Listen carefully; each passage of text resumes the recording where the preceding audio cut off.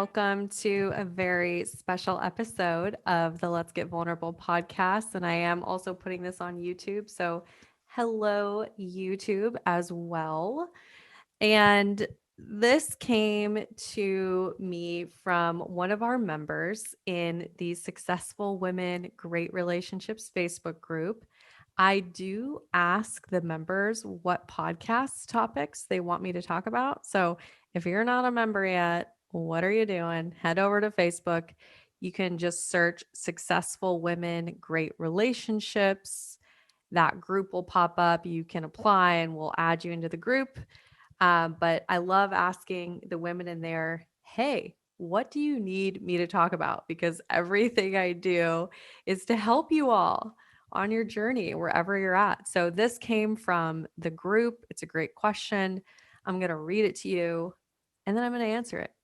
We are going to talk a lot about dating. So it's going to be a great episode. Here's the question. It's uh, pretty short here. She says, how to enjoy dating as you're also learning about yourself. And how do you take things slow and try not to overanalyze the people that you're dating and actually try getting to know them? So she's saying, how do you enjoy dating? You're also trying to learn about yourself. You're on this dating journey and you want to take things slow and not overanalyze people. And you want to actually get to know them and invest in the person. So this question tells me a couple things. It tells me that you have struggled with dating in the past and that you're thinking about dating and there's already just like there's some resistance there. There's like maybe even some self-criticism. How do I do this right? How do I do it so it's enjoyable? How do I date so that I can actually meet somebody and have it go somewhere? How do I have it turn out different this time? So, the first thing I want you to do is realize you get to decide what dating is like for you. You get to decide what you want dating to look and feel like. So, what I would ask you to do first is tell me, what do you want dating to look like? So maybe, hey, if you're watching this and you can, as long as you're not driving or you're not doing anything that requires your hands or your focus, go ahead, pull out a pen and paper. Answer this question. How do I want dating to feel? So you want it to feel enjoyable. You want it to feel safe. You want it to feel secure. You want it to feel exciting. Maybe you want it to feel meaningful to you. You want it to feel like it's adding value to your life, adding energy to your life. Do a free write. How do I want to feel when I'm dating? Okay? And then the next thing I want you to do is genuinely, like real talk, look at yourself in the mirror and have this conversation with yourself. Do I have capacity and energy to date? Do I feel excited about dating? How do I feel about it? So be entirely honest with yourself. Where are you at? If you're feeling resistance, if you're feeling like, oh, it feels heavy, I don't really want to do it. Oh my gosh, is it just going to be like last time? Oh my gosh, there's all these men who won't commit, et cetera, et cetera. Be honest with yourself about how you're feeling about dating because you will take that energy with you onto your dates. So, right now, you want to change how you think about dating. So maybe this is writing out some affirmations. Dating is getting me one step closer to the great relationship I've always wanted. Dating is fun. Dating is an opportunity to meet people with no expectations and an openness for where our relationship could lead in the future, right? You want to start shifting your mindset about dating because dating does require some persistence because you will meet people that, even if you're both great, for whatever reason, the dynamic of the two of you together, it doesn't work. So you need to be able to have some persistence.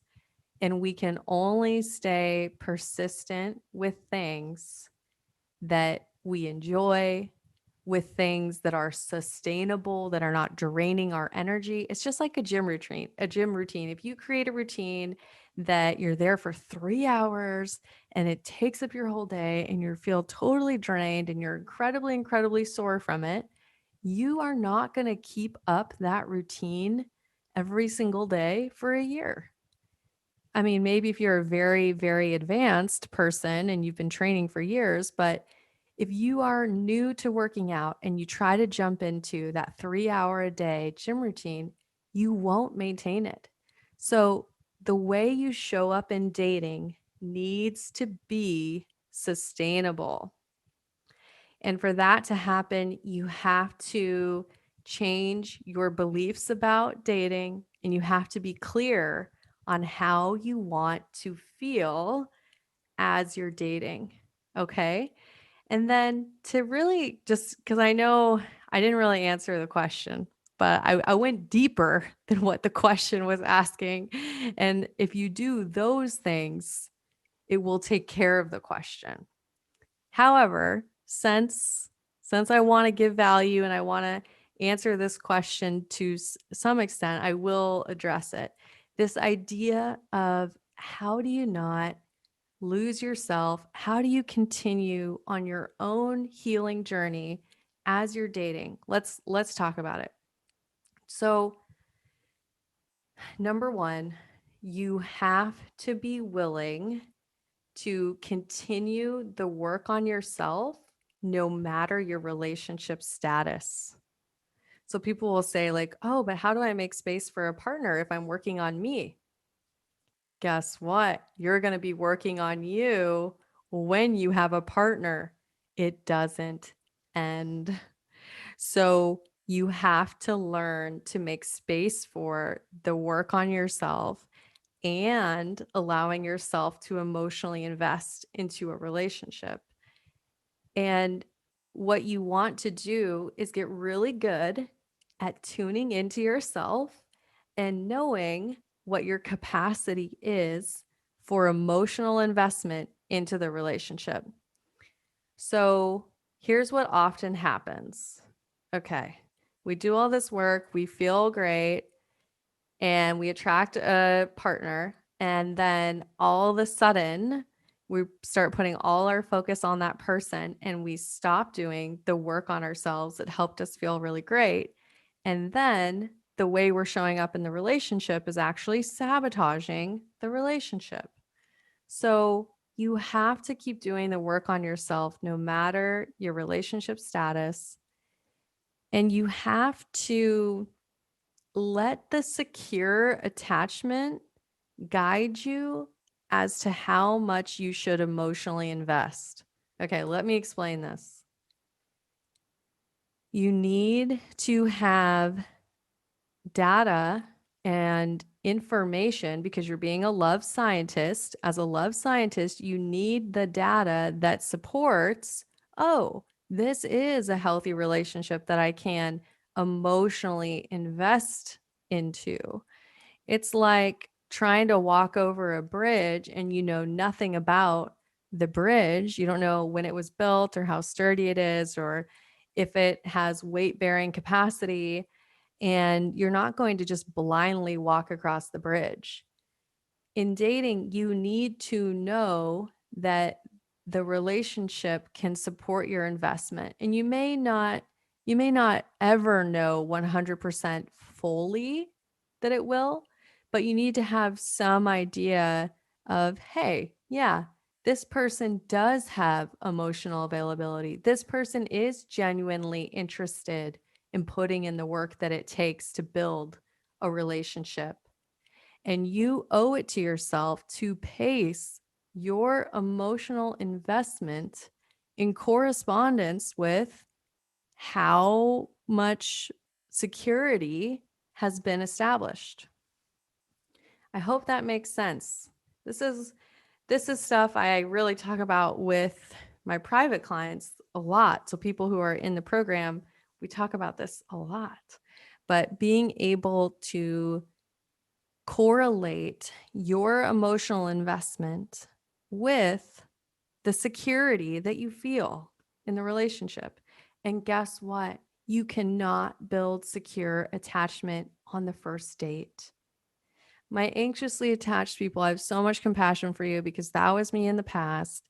And you so badly want this person that's going to be there, that's going to be this long-term partner. And you have the dream of, hey, this is it.